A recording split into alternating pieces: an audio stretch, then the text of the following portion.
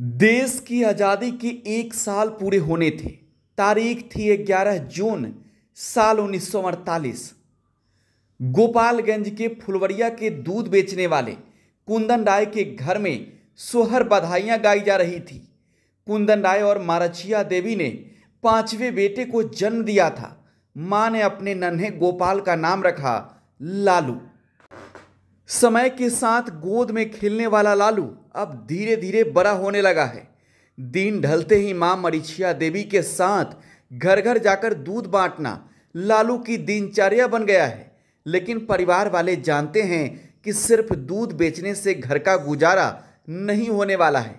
इसी सोच के चलते 1966 में लालू को पढ़ने के लिए बड़े भैया के पास पटना भेज दिया जाता है। पटना में लालू के भैया बिहार वेटेनरी कॉलेज में चपरासी का नौकरी करते हैं और अब यहीं उनके पास रहकर लालू बीए की पढ़ाई करने के लिए बिहार नेशनल कॉलेज में एडमिशन ले लेते हैं।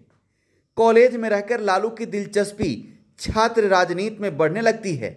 गांव में घर घर जाकर दूध बांटने वाला लालू अब हजारों लोगों के सामने भाषण देने लगा है। साल बीतने के साथ ही लालू पटना यूनिवर्सिटी के स्टूडेंट यूनियन के जनरल सेक्रेटरी बन जाते हैं।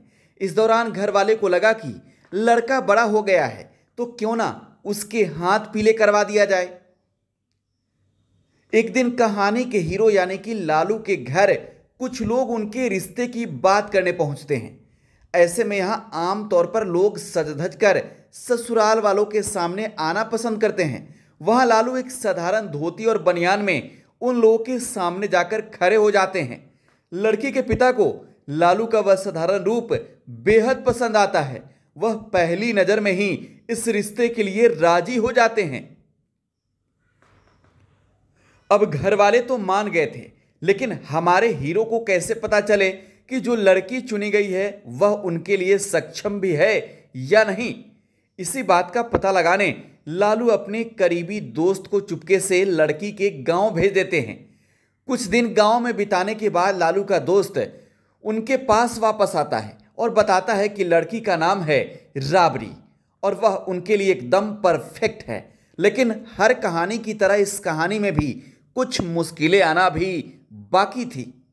दरअसल लालू के लिए चुनी गई लड़की अमीर घराने से थी। वहीं लालू के चाचा को जब इस बात की खबर मिलती है कि उनकी भतीजी की शादी ऐसी जगह की जा रही है जहां रहने के लिए पक्की छत तक नहीं है, तो वह शादी से इनकार कर देते हैं। जिसके बाद लड़की के पिता यह कहकर चाचा को मना लेते हैं कि शादी लड़के से हो रही है, ना कि उसके घर से। नसीब अच्छा रहा तो रिश्ते के साथ साथ घर की छत भी पक्की ही हो जाएगी। 1 जून 1973 को लालू यादव की राबड़ी देवी से शादी हो जाती है। शादी की रस्मों रिवाजों के चलते राबड़ी गौना के लिए वापस घर आ जाती है और लालू भी पटना लौट जाते हैं। साल बीत जाता है जब वह दौर आता है जब जयप्रकाश नारायण ने संपूर्ण क्रांति आंदोलन की घोषणा की है। 18 मार्च का दिन लालू को पता चलता है कि पत्नी राबड़ी गौना की रस्म कर वापस ससुराल आ गई है। वह पहली बार अपनी दुल्हन को देखने वाले हैं। खबर सुनकर लालू के चेहरे पर खुशी कम चिंता ज्यादा दिखाई देती है। लालू राबड़ी से मिलने पहुंचते हैं और कहते हैं, मुझे माफ करना, मैं तुम्हें अभी ज्यादा वक्त नहीं दे पाऊंगा। मैंने आंदोलन में हिस्सा लिया है और अगर मैं वहां नहीं पहुंचा तो लोग मुझे डरपोक और भगोड़ा कहेंगे। मुझे जाना होगा, तुम अपना और परिवार का ध्यान रखना। इतना कहकर लालू वहां से चले जाते हैं। पटना में चारों ओर नारेबाजियां हो रही हैं। पुलिस लोगों पर लाठीचार्ज कर रही है। लालू रैली में सबसे आगे हैं। तभी पुलिस की गोली चलती है और सब ब्लैकआउट हो जाता है।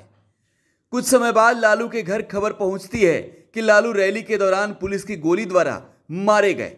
घर में सन्नाटा पसर जाता है। कैमरे का फोकस नई नवेली दुल्हन राबड़ी पर होता है। इसके कुछ दिनों के बाद राबड़ी घर के कामकाजों में लगी होती है। तभी एक अनजान शख्स उनके सामने आकर खड़ा हो जाता है। राबड़ी के द्वारा उनका परिचय पूछा जाता है। वो बताते हैं कि लालू यादव जिंदा हैं, उन्हीं ने इन्हें यहां भेजा है और आप चिंता ना करें, वह जल्द ही आपसे मिलेंगे। इतना सुनते ही राबड़ी मानो खुशी से पागल हो उठती है। इसी दौरान यह खबर पुलिस के कानों तक भी पहुंचती है। पुलिस लालू को ढूंढ निकालती है और उन्हें जेल जाना पड़ता है। लालू अपनी नई शादी को बिल्कुल भी समय नहीं दे पाए, लेकिन राबड़ी देवी ने इस बारे में उनसे शिकायत नहीं की, बल्कि हमेशा साथ दिया। लालू यादव जेल से ही अपनी पत्नी को चुटकुले लिखकर भेजते हैं। राबड़ी देवी भी लालू से मिलने अक्सर जेल पहुंच जाती थी। लालू जेल में थे और राबड़ी ने अकेले ही परिवार की जिम्मेदारियां संभाली। आपातकाल के बाद लोकसभा का चुनाव हुआ। छपरा से चुनाव जीतकर 29 साल की उम्र में संसद पहुंचने वाले भारत के सबसे युवा सांसद लालू यादव बनते हैं। पार्टी के अंदर भी उनका कद बढ़ता रहा और वह बिहार के सीएम बन जाते हैं। यहां फिल्म नायक की कहानी दोहराई जाएगी कि कैसे सीएम शराब के ठेकों पर खुद छापा मारते हैं, न्याय के लिए आवाज उठाते नजर आते हैं।